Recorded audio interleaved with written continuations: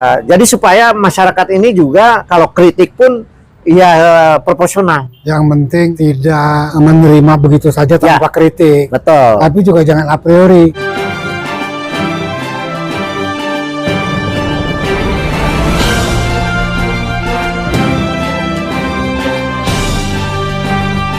Assalamualaikum warahmatullahi wabarakatuh. Waalaikumsalam warahmatullahi wabarakatuh. Pemirsa, selamat berjumpa kembali di channel Kotia Forum, channel yang mendedikasikan untuk cerdasnya bangsa dan kuatnya kualitas masyarakat. Saat ini saya sedang bersama Profesor Didin S. Damanhuri. Seperti biasa kita bertemu di Bogor. Assalamualaikum Kang Didin. Waalaikumsalam warahmatullahi wabarakatuh. Alhamdulillah sehat ya. Alhamdulillah. Sama-sama ya, sehat. Alhamdulillah. Terus kita sekarang mau bincang-bincang soal tentang masih di seputar kabinet, tetapi mungkin dalam sudut pandang Profesor Didin terhadap perkembangan yang sedang berlangsung sekarang ini. Pemirsa, seperti kita maklumi bahwa kabinet Prabowo sekarang ini unik, tidak seperti kabinet-kabinet sebelumnya. Sepertinya kabinet ini diikuti terus oleh netizen, oleh banyak masyarakat. Setiap gerakan, setiap tindakan selalu diikuti. Salah satu contoh saja, misalnya katakanlah ketika ada pembekalan di Magelang, ketika Gibran meninggalkan tempat sebelum waktunya, itu disoroti netizen. Banyak hal, termasuk kebijakan-kebijakan yang sedang dilakukan sekarang ini tidak terlepas dari sorotan-sorotan. Ini unik sebetulnya menurut saya. Yang paling penting bagi kita adalah bagaimana kita dapat mengikuti itu dengan analitis yang benar. Karena itu saya ingin mengajak Profesor Didin berbincang-bincang tentang perkembangan dari pemerintahan Prabowo yang masih sumur jagung ini. Kang Didin, kan seperti kita ketahui kabinet Prabowo ini kan diawali dengan pidato yang begitu aduhai ya dari Prabowo, dan itu sangat menarik perhatian seluruh masyarakat, di mana di situ isinya sangat bernilai, artinya penuh dengan harapan. Tetapi kemudian ada satu hal lain ketika susunan kabinet terbentuk yang menyebabkan masyarakat menjadi pesimis. Nah, menurut pandangan Kang Didin bagaimana? iya, saya mendalami sebelum beberapa waktu di mana Prabowo menyusun kabinet ya. Jadi mulai dengan pernyataan Dasko ya sebagai ketua harian Gerindra yang mengatakan akan disusun zakon kabinet, yang orang kemudian setelah pidato yang menggelegar susunan kabinet yang jumlahnya lebih dari 100 menteri itu, lalu banyak yang kecewa ya. Tetapi saya mendalaminya dari sumber-sumber yang otoritatif lah, bahwa memang tadinya serius sih mau menyusun kabinet ahli itu.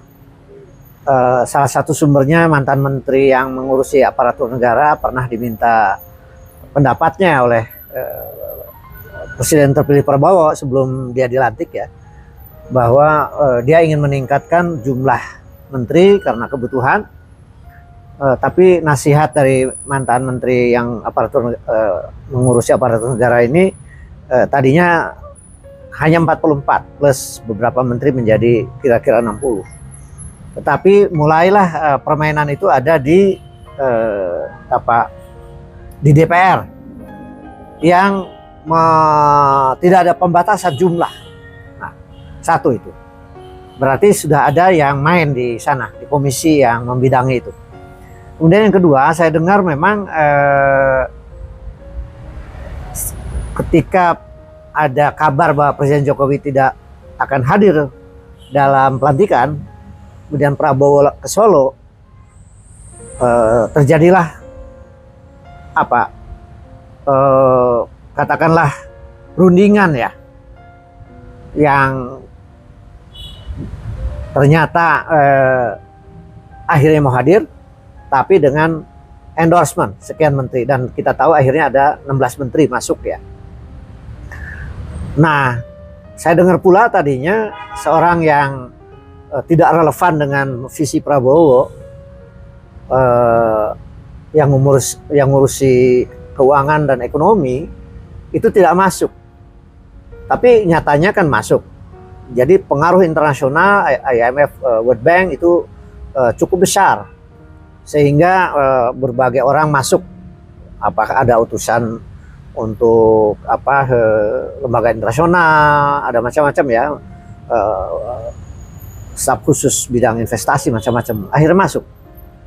Yang kira-kira pandangannya itu lebih liberal lah begitu. Tidak hanya itu, ada juga satu pemberitaan yang mengatakan bahwa pengaruh oligarki bisnis juga masuk ya, yang notabene ada beberapa orang di situ. Nah, walaupun kemudian kita lihat di dalam susunan kabinet ada yang murni profesional, Menteri Pendidikan Dasar Menengah, Menteri Pendidikan Tinggi, Kepala Bappenas, dan sejumlah menteri orangnya Prabowo, apakah itu di BIN, apakah itu Sekretaris Negara, KSP, Sekretaris Kabinet, Menteri Luar Negeri, yang notabene adalah juga menerjemahkan bagaimana visi Prabowo ini diamankan gitu.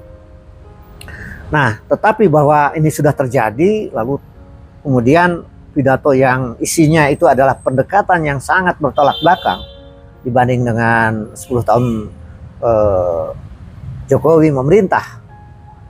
Bahwa pendekatan yang ini menurut saya adalah dari Prabowo ini adalah lebih people center development lah begitu.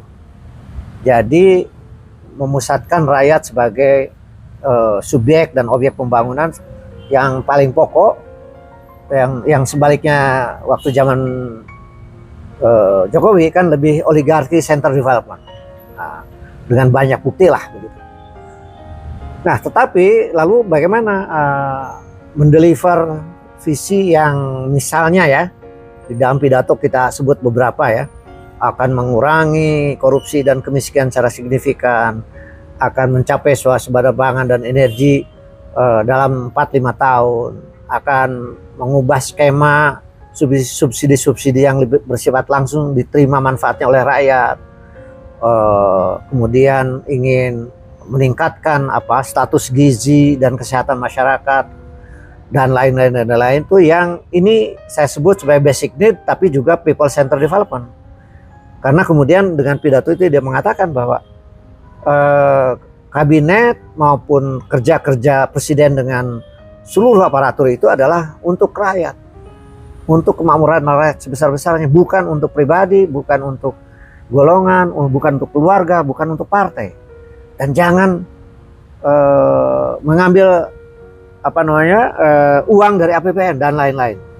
Dia ulang-ulang pula di Magelang itu jangan korupsi. Seluruh kabinet dan aparat pemerintahan tidak akan dibiarkan ditolerir untuk korupsi. Dan siapa saja di antara anggota kabinet yang tidak setuju dengan platform dia, platformnya Prabowo, mundur atau saya berhentikan. Itu ditegaskan di dalam pembekalan di Magelang. Oke, Kang. Jadi narasi yang tadi disampaikan Kang itu betul ya. Cuma bagaimana kira-kira menurut Kang implementasinya nanti?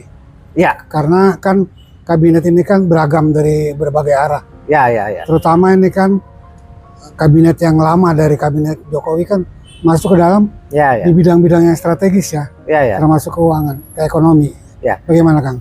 Nah, saya membaca dulu nih satu struktur yang agak baru nih, bahwa Menteri Keuangan itu misalnya langsung tidak dalam koordinasi Menko, tapi langsung dengan Presiden. Artinya nanti Kementerian Keuangan itu kontrol langsung alokasi APBN, penerimaan negaranya juga, dan juga perjanjian utang itu kontrol langsung Presiden. Yang lain itu kan di bawah Menko.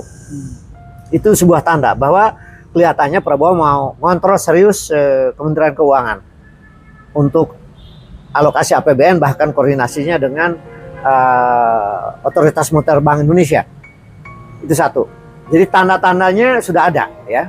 Kemudian Polri tidak langsung dengan presiden. Sekarang koordinasi dengan Menko Polkam misalnya. Itu yang baru ya.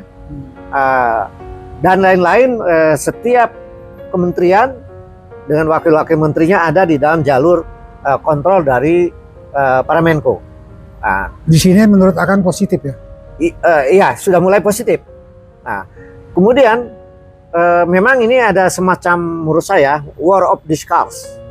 Ketika dua tanda yang paling terakhir ini, yaitu pernyataan satu dari Wakil Menteri Keuangan Anggito Abimanyu ketika dia menyatakan bahwa ada perintah presiden agar melarang menteri-menteri dan eselon 1 mengimpor mobil dinas. Jadi memakai barang atau mobil-mobil yang berasal dari impor. Gitu. Bahkan ada penegasan kemungkinan ini akan dipenuhi oleh Maung Limousine itu. Ya. Produksi pindad. Tapi kemudian tiba-tiba dibantah oleh Kementerian Keuangan, dan saya kira ini adalah perintah dari Menteri Keuangan, itu tidak benar, dikoreksi pernyataan Anggito Abimanyu itu. Padahal itu jelas-jelas menyatakan itu adalah perintah presiden. Jadi sudah mulai ada awal-awal saja sudah terjadi ada semacam perang diskursus lah, perang wacana. Dan sekaligus juga jangan-jangan orang curiga, jangan-jangan bosnya Kementerian Keuangan ini sudah ada deal ya dengan produsen mobil negara asing gitu. Nah, bisa jadi. Bisa jadi kan? Sampai berani frontal, kurang dari 24 jam pernyataan Anggito Abimanyu itu dibantah. Yang kedua, kira-kira sore kemarin itu Muruar Sirait itu di Araya yang dilansir oleh televisi dan media-media secara luas, dia menyatakan presiden tidak setuju dengan adanya perumahan eksklusif, yaitu perumahan yang lebih homogen terdiri dari etnis tertentu. Jadi perumahan itu harus membaur. Orang juga langsung antusias ya bahwa ini adalah tanda-tanda bagus. Tapi beberapa jam kemudian Ara, Menteri Perumahan ini menyatakan bahwa Aguan, kemudian Prayoga Pangestu dan timnya yang mau oligarki properti ini mau terlibat dalam pembangunan 3 juta rumah. Orang jadi ingat bahwa memang Muruar ini sering rantang runtung ya dengan kelompok oligarki properti ini. Jadi siapa Muruar ini, taat kepada presiden atau taat kepada oligarki bisnis? Nah, kita tunggu itu teguran dari presiden. Karena dengan menyerahkan 3 juta perumahan kepada untuk masyarakat bawah itu, mengapa diserahkan kepada kelompok oligarki properti yang sudah selama ini sudah menjadi kaya raya dengan membangun perumahan dari yang mewah sampai menengah di berbagai tempat seluruh Nusantara? Mengapa tidak diserahkan, bahkan ada Perumnas di situ, ada pembangunan PT pembangunan perumahan yang sudah selama ini terlibat, yang notabene BUMN terlibat justru membangun perumahan menengah ke bawah. Jadi presiden ini harus jelas pilihannya yang mana nih. Nah, jadi dalam ilustrasi ini bahwa tidak salah netizen itu ada yang ragu-ragu nih. Ini sebenarnya bisakah presiden ini mendeliver visi yang gemilang tersebut di dalam pidato setelah dia dilantik DPR itu diimplementasikan menjadi key performance index bagi kementerian-kementeriannya. Nah, harusnya menteri-menteri tidak boleh tiba-tiba membuat pernyataan yang sendiri-sendiri, yang itu sudah diperingatkan oleh presiden di Magelang itu, bahwa kementerian tidak boleh melangkah sendiri-sendiri. Nah, mestinya salah satu implementasinya diwajibkan seluruh menteri-menteri, kepala badan, utusan khusus, penasihat khusus macam-macam itu menyusun key performance index indeks kinerja dari masing-masing itu untuk tahunan dan 5 tahunan. Apa terjemahan dari masing-masing kementerian itu atau lembaga itu atau staf khusus itu terhadap visi besar presiden ini? Ini kayaknya nih tidak dilakukan. Sayang. Padahal itu cara mengontrol menteri-menteri seperti itu mestinya.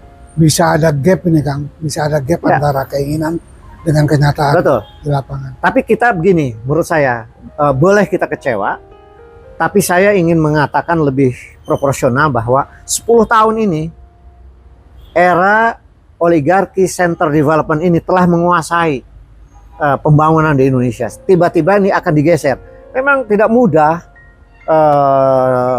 secara instan ya merubah ekosistem ya yang sudah berurat berakar ini. Oleh karena itu kita tunggu, beri kesempatan Presiden Prabowo untuk mengembalikan rel menteri-menteri yang membuat pernyataan atau membuat aksi yang sebenarnya bertentangan dengan presiden sendiri. Ya. Gitu. Jadi mungkin Kang kemarin pembekalan di mana di Magelang itu belum cukup waktu. Karena saya yakin bahwa pembekalan itu kan maksudnya kan kalau orang main musik itu ibarat menyamakan nada dasar kan. Nada dasar itu agar sama. Tapi ternyata baru beberapa hari saja sudah ada perbedaan. Justru itu kalau kita berpikir positif, wah ini presiden mulai menilai nih menteri-menteri mana ini yang sudah bekerja. Misalnya contoh, kan ada menteri yang bagus juga, tiba-tiba Menlu dia datang ke BRICS yang di Moskow ya. Wah ini sudah terjemahan strategis dan melanjutkan pernyataan keinginan presiden bahwa Indonesia akan masuk BRICS. Ini adalah sebuah tanda bahwa visi presiden ini yang non-blok, yang ingin independen dari berbagai konflik geopolitik sudah ditunjukkan oleh Menlunya gitu. Dan beberapa yang lain, saya lihat ada contoh. Tapi ada beberapa menteri yang mulai aneh-aneh nih. Nah, jadi presiden saya kira dengan waktu yang masih cukup untuk bagaimana mengadjust visinya sendiri agar saya sarankan kepada Presiden Prabowo agar diperintahkan semua menteri, wakil menteri, penasihat khusus, utusan khusus, kepala badan, bahkan sampai kepala-kepala daerah tingkat 1, tingkat 2, bupati wali kota untuk menyusun Key Performance Index yang menyesuaikan dengan visi besar dari Presiden Prabowo, gitu loh. Kalau memang presiden nanti dinilai oleh masyarakat bahwa ini masih konsisten, sungguh-sungguh. Nah, ada satu lagi yang harus disadari. Misalnya gini, ini masalah besar dunia ya, di mana negara berkembang yang ingin punya mobil nasional. Nah, ini sudah tidak aneh. Saya mengikuti ketika mobil nasional Malaysia itu apa namanya? Proton. Itu kan gagasan Mahathir ya. Ternyata Proton yang tadinya itu memang itu adalah mobil yang dikuasai oleh Mitsubishi. Nah, kemudian Mahathir dengan kementerian yang relevan itu perindustriannya ingin membuat Mobnas, namanya Proton. Kan luar biasa itu, dihambat oleh Mitsubishi. Bahkan bukan hanya dihambat oleh Mitsubishi, dihambat oleh oligarki bisnis global di bidang otomotif. Tapi dengan cerdasnya Mahathir melakukan outsourcing strategi, yaitu dia membuat prototipenya itu bekerja sama dengan Renault Prancis dan dari Inggris ya, sehingga terbentuklah paten yang diakui secara internasional, yaitu bernama Proton, dan dia berhasil. Nah, jadi ini contoh bahwa kalau Presiden Prabowo serius, walaupun dikritik sekarang bahwa Maung Limousine itu adalah perakitan ya dari mobil Korea, tapi memang reverse engineering oleh Jepang pada tahun 70-an, Korea Selatan pada tahun akhir 80-an, itu diawali oleh prototipe dari produsen mobil global. Misalnya Toyota dari GM, General Motornya Amerika, lalu Honda dari Inggris, dan Peugeot dari Prancis itu dulunya tahun 50-an itu kan itu mereka berbondong-bondong para ahli pemuda yang cemerlang dari negara itu, yaitu Jepang, itu dikirim ke Amerika maupun Eropa. Pulangnya itu build up mobil GM maupun dari Prancis, dari Inggris itu dibawa lalu dibongkar, dibuat sentuhan-sentuhan kecil inovasi. Jadi inovasi yang model terbalik. Biasanya kan inovasi itu dimulai dari riset dasar, barulah ada prototype gitu mobil misalnya. Ini enggak, dari build up negara lain, kemudian dibongkar, diberikan sentuhan-sentuhan. Jadi dari hilir dulu baru ke hulu. Itulah yang dilakukan Jepang, itulah yang dilakukan oleh Korea, dan belakangan oleh China. Nah sekarang kalau memang Indonesia caranya begitu ya tidak salah. Karena kita ini, Jepang itu lead development, Korea Selatan lead development. Kalau China lead development, Indonesia lead development. Iya. Kita lebih belakangan dari China. Jadi wajar kalau kemudian tidak langsung Transfer gitu. lah, transfer. Iya, ada transfer, bukan hanya transfer, ada learning curve namanya, ada proses belajar. Itu kan terjadi zaman restorasi Meiji dulu. Iya, itu dia. Ketika mereka dituduh mencuri ilmu-ilmu dari Barat, sebetulnya itu Betul. transfer sebetulnya. Iya, bukan transfer istilahnya. Sejak tahun 70-an tidak ada lagi transfer, menurut sebuah buku ya. Iya. Tentang multinational corporation. Itu ada merebut teknologi yang dikuasai oleh oligopoli global. Iya, iya. Nah, jadi Jepang lakukan merebut. Korea Selatan merebut juga dari Jepang Dan berhasil. dan berhasil. China merebut juga dari Jepang dan Korea Selatan dan Amerika. Tidak Nah ada sekarang salah, Indonesia tidak ada salahnya kita. Ya. bukan tidak ada salahnya, memang tidak ada pilihan lain. Kalau kita ingin memobnas, kita harus merebut teknologi yang katakanlah dari Korea itu, dan kemudian serius dengan segala macam sub inovasinya, lalu mewujudkan momnas itu secara konsisten, didukung oleh para ilmuwan dan terbuka terhadap kritik. Nggak apa-apa dikritik sekarang ini ya, lokal kontennya katanya kecil, ya nggak apa-apa, memang awalnya begitu Jepang, Korea Selatan maupun China pun. Jadi kita harus mengkonstruksi kecerdasan baru setelah China dan setelah Malaysia. Kita ingin membangun sebuah Mobnas ya. Begitu juga dalam berbagai hal lain ya. Karena itu kan satu sisi dia ingin merebut teknologi di bidang otomotif. Di sisi lain banyak tuntutan nih terhadap Presiden Prabowo. Bagaimana mewujudkan katanya penurunan korupsi secara signifikan. Apakah KPK tetap di bawah Presiden yang tergoda nanti Presiden untuk menggunakan KPK untuk melumpuhkan lawan politik. Itu yang dilakukan 10 tahun di era Jokowi. Nah, lalu mengurangi kemiskinan. Apakah hanya dengan bansos? Kan harusnya membangkitkan masyarakat bawah itu produktivitasnya dan kegiatan ekonomi mereka. Lalu swasembada pangan. Apakah dengan cara berbasis korporasi, ataukah seperti zaman Soeharto berbasis pada petani walaupun di bawah 0,5 hektar, tapi dengan segala macam effort yang tidak mudah. Harus ada semacam bimbingan massal, intensifikasi massal, panca usaha tani itu ya, pupuk, pestisida, kemudian alat pertanian dan lain sebagainya itu. Dan ini ada sejumlah sarjana fresh graduate yang dikerahkan untuk jadi pendamping para petani. Lalu kemudian luasan yang di bawah 0,5 hektar yang kurang efisien itu dilakukan konsolidasi lahan. Apakah ini akan dilakukan oleh pemerintah Prabowo yang jangan hanya berhenti di slogan mau mencapai swasembada pangan? Harus diterjemahkan kepada kebijakan rinci agar petani itu bangkit menjadi tuan di negaranya sendiri. Kalau berbasis korporasi, gampang sekali meningkatkan atau memenuhi swasembada pangan. Tapi siapa yang untung? Lagi-lagi korporasi besar. Ini tantangan Prabowo yang nggak mudah memang. Soeharto aja butuh swasembada itu butuh dari mulai awal 70 sampai tercapainya 84 14 tahun. Nah ini mau dicapai 4 tahun.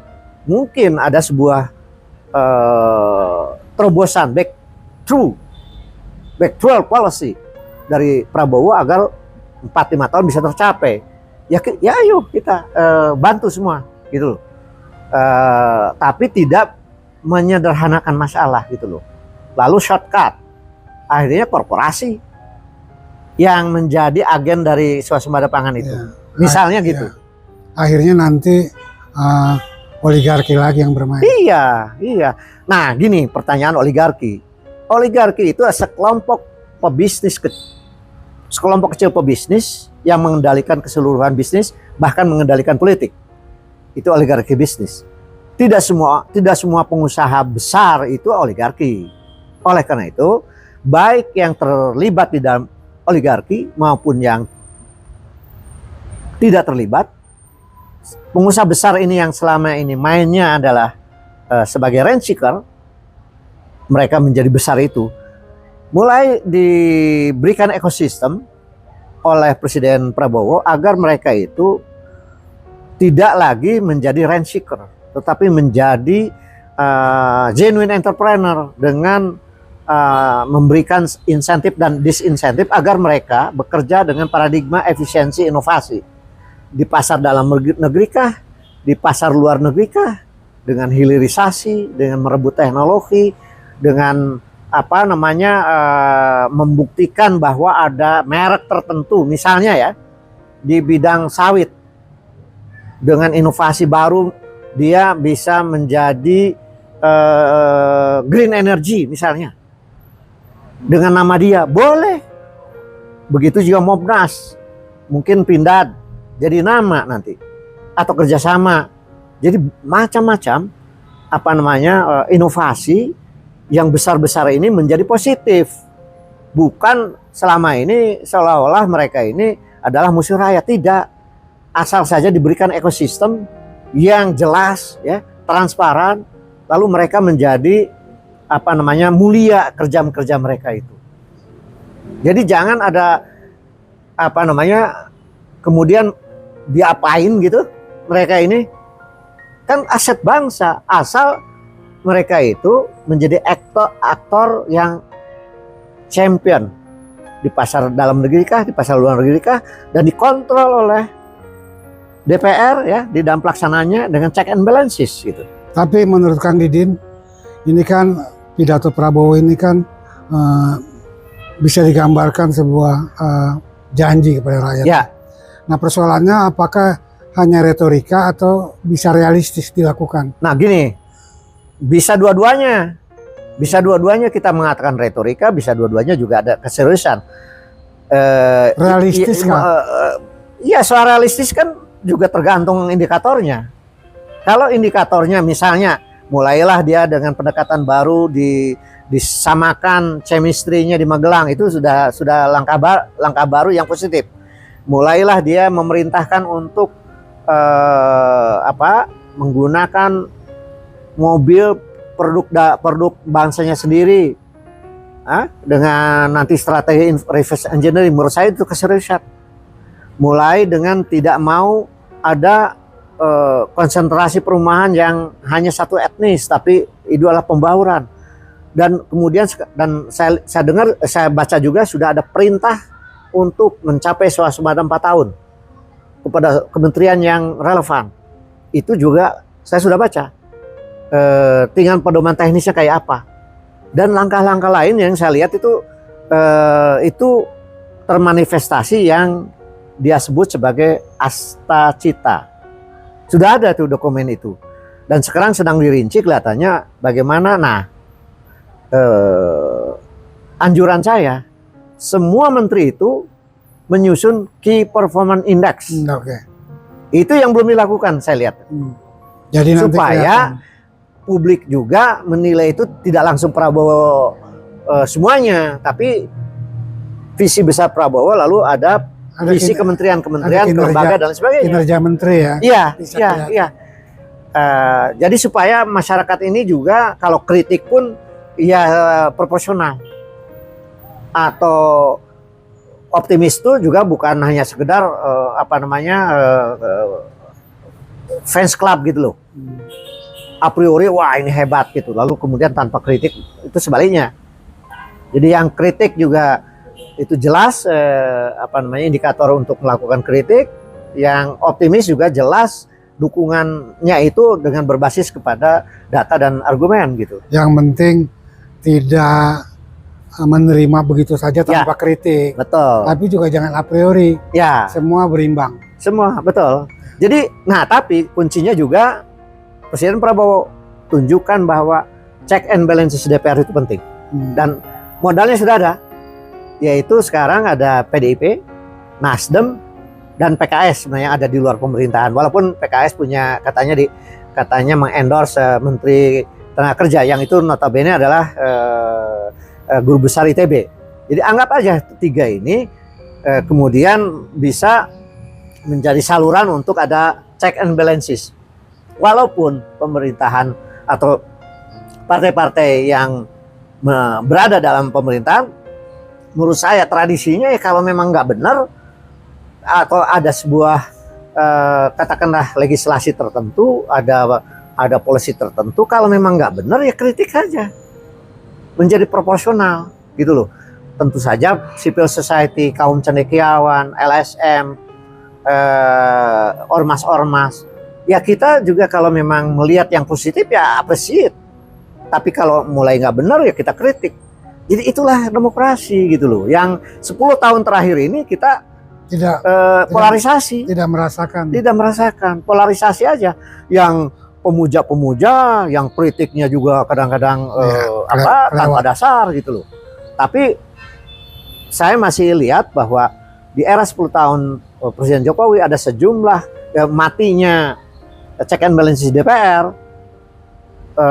Tapi masih ada civil society yang melakukan kritik secara proporsional, dan kita masih diuntungkan oleh adanya kelompok masyarakat yang melakukan check and balances walaupun tidak formal. Artinya bukan dilakukan harusnya DPR, tapi masyarakat yang melakukan itu gitu. Itu pada zaman Jokowi ya. Nah sekarang ini lebih baik Presiden Prabowo, saya kira nggak usah terlalu khawatir ya kalau ada 3 partai di luar pemerintahan, kemudian civil society melakukan kritik, itu adalah sangat membantu supaya 53 menteri itu bekerjanya benar gitu loh untuk rakyat. Anggap aja itu pil obat. Iya, jamu lah. Jamu ya. Jamu. Pahit tapi sehat. Menyehatkan gitu loh. Oke Kang, saya kira apa yang disampaikan oleh Profesor Didin ini sangat inspiratif bagi kita semua. Mudah-mudahan kita bisa menangkapnya sebagai sesuatu yang positif. Sekian Kang, makasih banyak. Assalamualaikum. Sama-sama, makasih. Waalaikumsalam. Ya.